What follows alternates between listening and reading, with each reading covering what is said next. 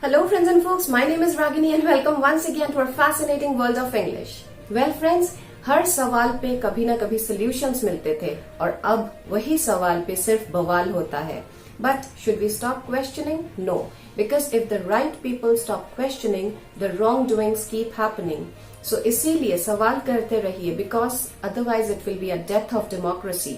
और हमारा पहला सवाल है, should media talk about real issues? Should we be more focused on nation building? Should we avoid divisive politics? Should the government find ways to revive our economy? And should we think of ways to generate employment? अगर आपको हमारे सवाल बहुत valid लगे so give us a thumbs up and subscribe to our channel.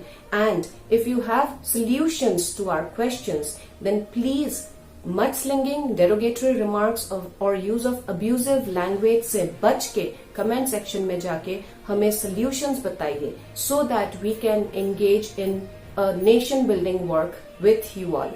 With that, let's get started with today's video titled The Use of Should. Let's quickly brief you about the rules. Should is used in three cases in order to give advice, suggestions or opinion. यानी किसी को सलाह, सुझाव या राय देनी हो तो should का यूज कीजिए. Let's see some examples. She should get a good haircut. We should refrain from using offensive language. Refrain का मतलब है बचना और offensive language यानी अपमानजनक भाषा. So we should refrain from using offensive language. Next, you should take care of your health. आखिर जान है तो जहान है. Next, we should look after the elderly. Elderly यानी बुजुर्ग. Next, we should wear a helmet while riding a bike or a two-wheeler. And we should spend more time with our grandparents. आखिर उनके wisdom से हमें बहुत कुछ सीखने को मिलता है. And now, let's face some facts. किसानों की मौत और जवानों की मौत हमारे देश में एक आम बात सी हो चुकी है. पर दिन भर मेहनत करके अनाज उगाने वाले किसान और रात रात जागकर हमारे देश को पहरा देने वाले जवान, क्या आपको नहीं लगता हमें उनकी जय जयकार बहुत ज्यादा करनी चाहिए? Don't you think we should hail and honor our soldiers and farmers more than our politicians? What's your take? And हमारी इकोनॉमिक कंडीशन दिन ब दिन बदतर होती जा रही है. So we should find ways to revive our economy. Revive यानी सुधार. So, in short, should use करने का golden rule. Subject plus should plus verb का first form यानी क्रिया का पहला रूप और object. For example, Dhoni should lead the team. Dhoni is the subject जिस पर बात हो रही है. Should is the formula. Lead is क्रिया का पहला रूप and team is the object. And we should talk sense यानी हमें sensible बातें करनी चाहिए.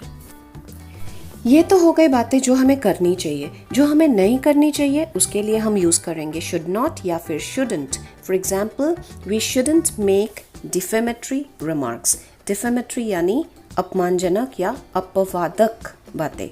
Again, the rule is simple. Shouldn't use करते समय use the simple rule subject plus shouldn't plus verb का first form plus object.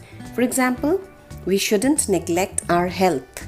यानी हमें हमारे हेल्थ को neglect नहीं करना चाहिए. Let's see few more examples. We shouldn't troll someone just to be in the limelight. जबकि आजकल trolling एक आम सी बात हो चुकी है. But we shouldn't troll someone like this. We shouldn't drink and drive. And we shouldn't be judgmental before knowing the facts. Use your reasoning power, guys. And I strongly feel we shouldn't jump into conclusions. Jump into conclusions का मतलब है जब हम बिना जाने किसी नतीजे पर पहुंच जाते हैं. And finally, how to frame questions using should. Again, the rule is simple. पहले आ जाएगा should plus subject plus verb का first form plus object with a question mark. For example, should we allow the media to fool us? Should we circulate hate speeches? Should we play the blame game यानी एक दूसरे पर आरोप लगाना? Or should we change our mindset? So जल्दी से notebook निकालिए, note down the rules and make sentences with should, shouldn't and ask questions. So बातों बातों में दोस्तों हमने बहुत से नए words जान लिए हैं जैसे refrain, derogatory, mudslinging, judgmental, elderly. So what are you waiting for? Just make sentences with should and go to the comment section and let us know if you liked our practical way of teaching. Till we meet again, stay happy, stay blessed, and like, share, and subscribe so that you can enlighten others too.